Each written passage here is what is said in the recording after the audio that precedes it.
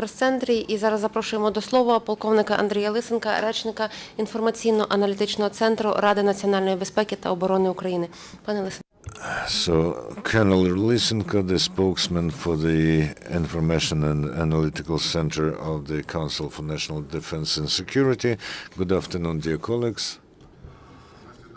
As a result of the regime of silence in Donbass, it was possible to lessen the tension to a certain extent, but the situation remains complicated as the terrorists are violating the agreement and continue to shell the positions of our troops and populated centers. Over the last 24 hours, there were 22 shellings of the positions of the forces of anti-terrorist operation. We see that the number and intensity of shelling has decreased, and they are of mostly provocative nature.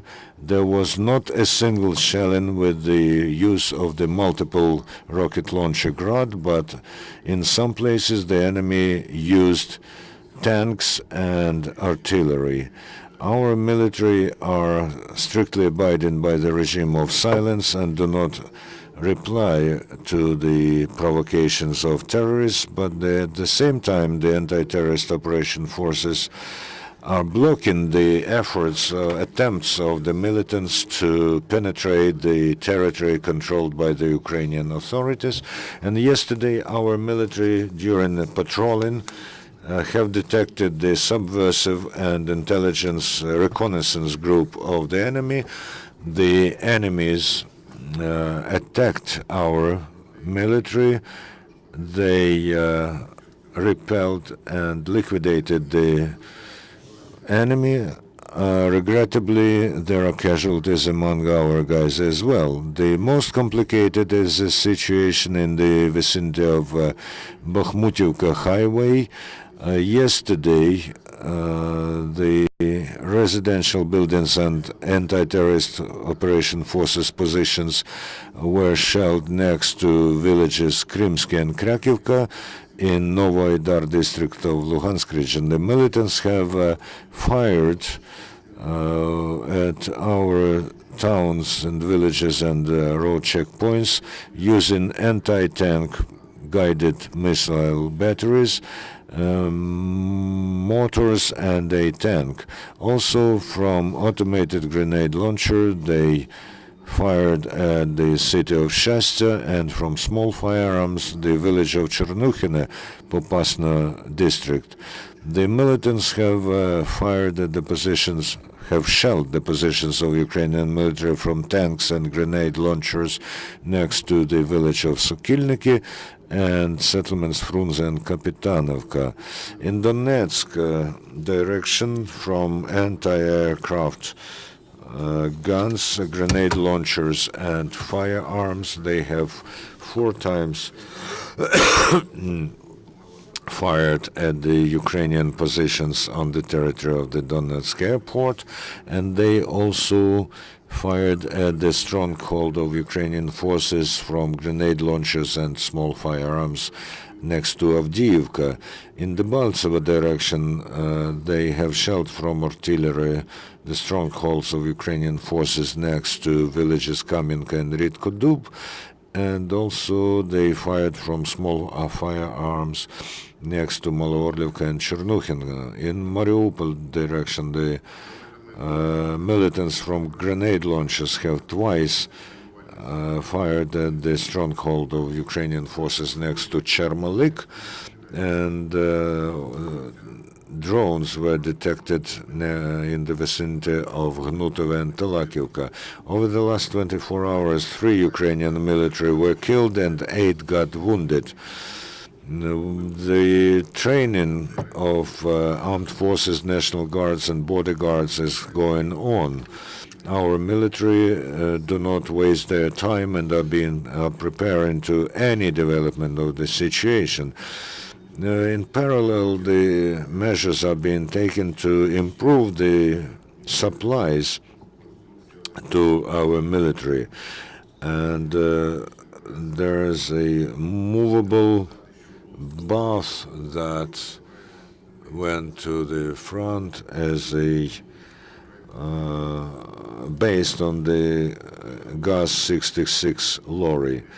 In November, from volunteers from Mykolaiv, the Ukrainian Navy SEALs have got a lot of very necessary winter camouflage uniforms, also noiseless firing devices, and so on. We also implement informational projects that are aimed at delivering truth about the events in Donbass to different audiences, in particular in NATO headquarters, the photo exhibition 2014, the year of undeclared war. The Ukrainians are protecting the territorial integrity of their state. And this photo exhibition is a joint project of the Ukrainian mission at NATO, parliamentary newspaper Голос України, and the correspondent office of Ukrinform Agency in Brussels. The first book about our defenders, real patriots who fight for the independence and integrity of Ukraine in the East, has seen the light of day. It is called "We Bow to the Ground to Ukrainian Before the Ukrainian Soldier." It is composed of essays and reports of military journalists about the heroes of war and the hotspots of Donbass. The book provides truth about feats and everyday life of our soldiers during the anti-terrorist operation, with their own words from participants and those who've seen this. And this book is also a tribute of memory to the Ukrainian fighters who gave up their lives for the territorial integrity and freedom of Ukraine. The Security Service of Ukraine in Vinnytsia region has detained an artillery serviceman with the ID of a militiaman from the so-called Luhansk People's Republic. He was a member of illegal armed formation Admiral, and in the mobile phone of this terrorist, photos were found which testified to the fact that the militants are firing and shelling the residential blocks. The investigative bodies of the Security Service of Ukraine from the March of this year are investigating over 1,000 criminal cases according to the Article 258 Terrorist Act. At the moment, there are over 3,000 criminal cases launched according to the crimes that are linked to the unfolding of separatism and terrorism in the east of Ukraine and in Crimea. In particular, there are 592 cases on the crimes about the against the basics of national security of Ukraine, 76 for high treason, 53 for subversive actions, and 9 for spying, and 37 citizens of Russian Federation are being investigated in a number of these cases. The SBU, the Security Service, has determined mass fact of cruel conduct of terrorists from the so-called DNR and LNR with military servicemen and civil population, torturing and other illegal actions, and also the facts of robbing by the active members of terrorist organizations of national values and the property of state enterprises, and also the destruction of historical and cultural monuments. The control over the movement of goods and cargoes across the border has been reinforced at the control checkpoint next to settlement Arteminsk. 2 lorries with coal were not allowed to pass, and 2 of them tried to pass without control. They were escorted by the Ford car, where there were 2 people in military uniform. They refused to provide their IDs. Now they are detained and are being checked.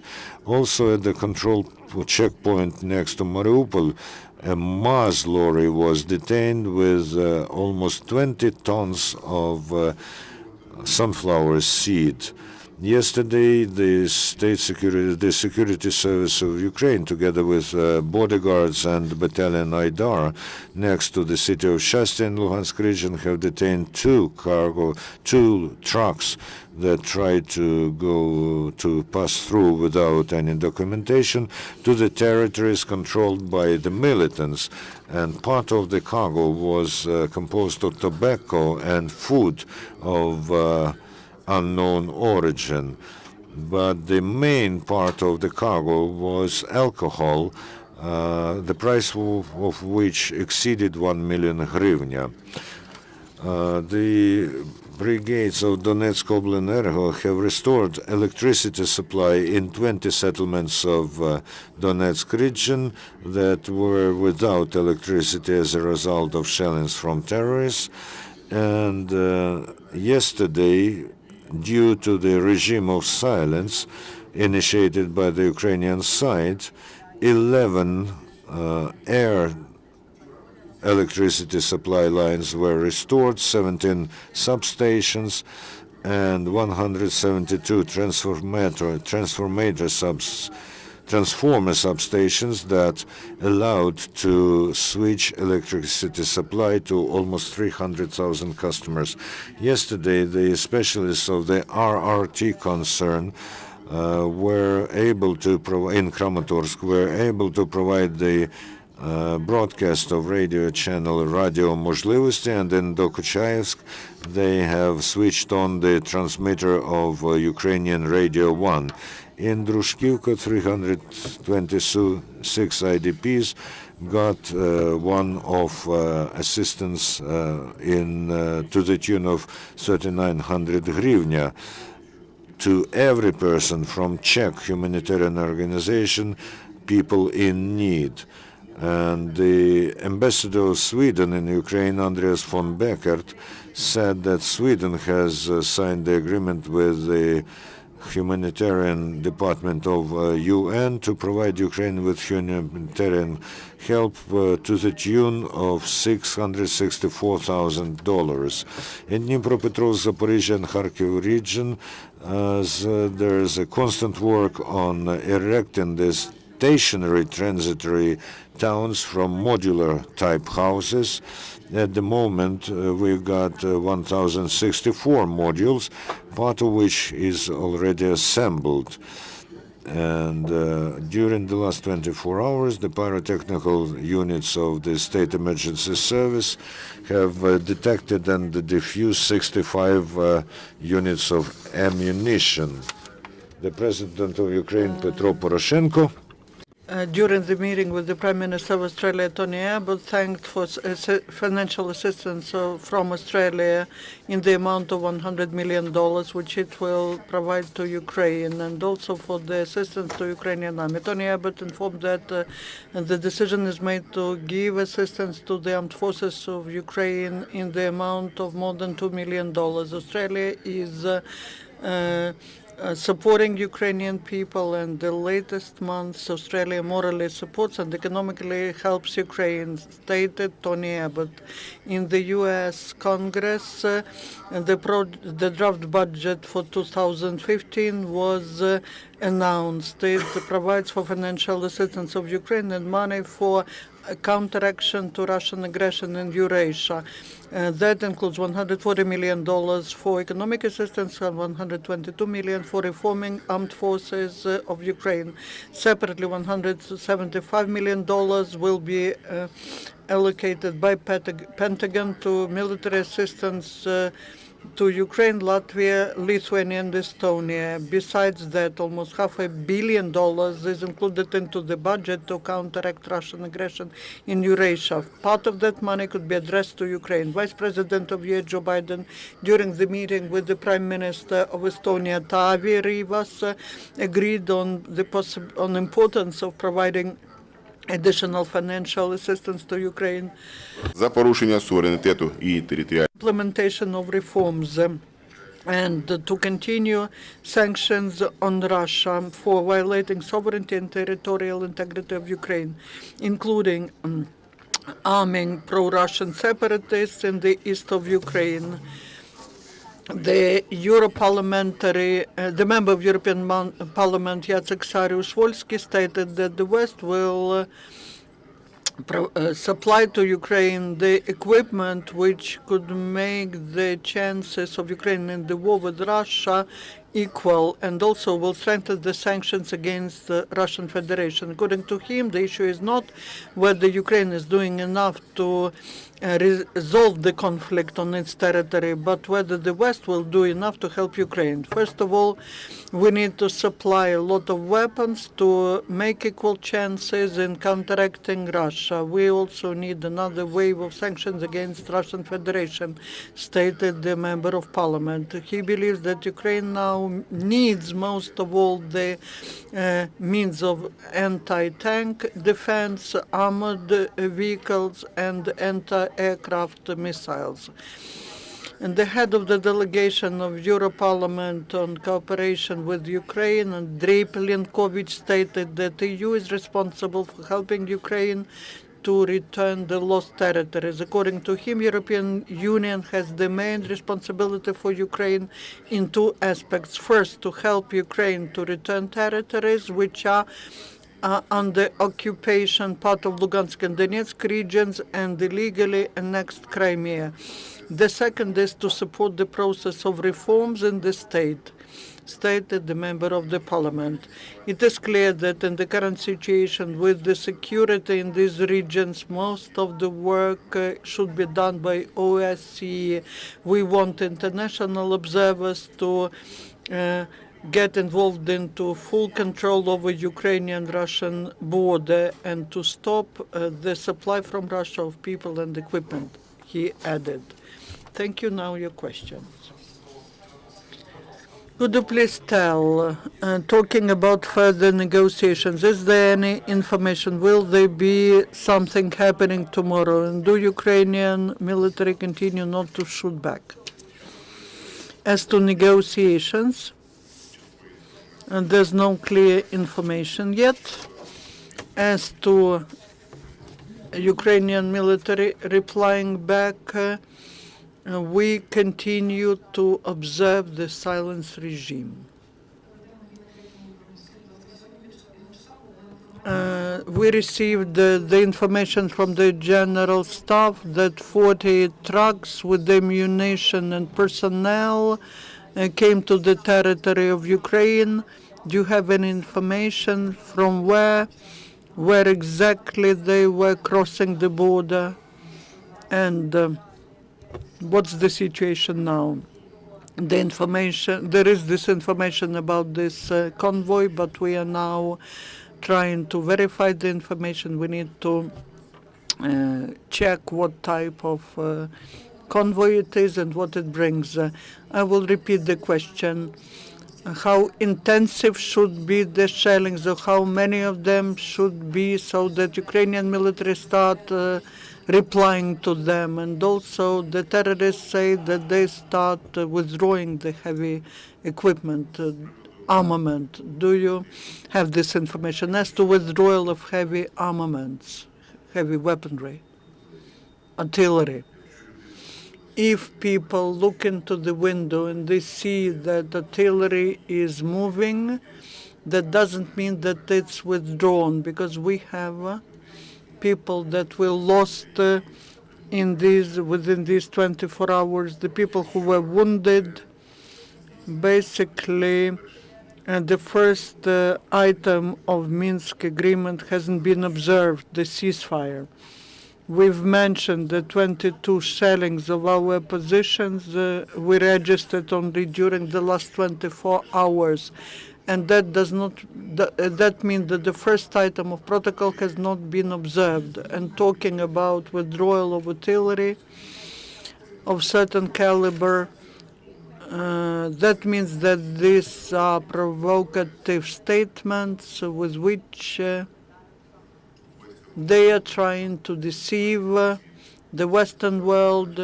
They're trying to say that they are executing the agreement, but this doesn't happen. If there's certain movement of artillery, it is just to change the position and to start new shellings. As to the shellings take place from peaceful residential areas. We cannot shell back. If there are attacks, we repel the attacks. Now there are no attacks. Is there any information about the reasons of fire at the warehouses of ammunition near Kramatorsk? And what was it? The attack of the terrorists? I'm not ready to answer that question yet.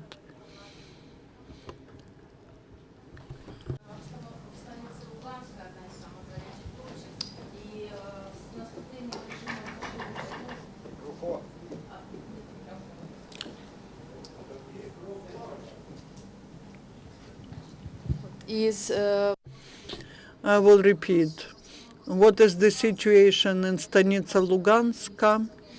And with the silence regime, is there any chance to restore electricity and heating there?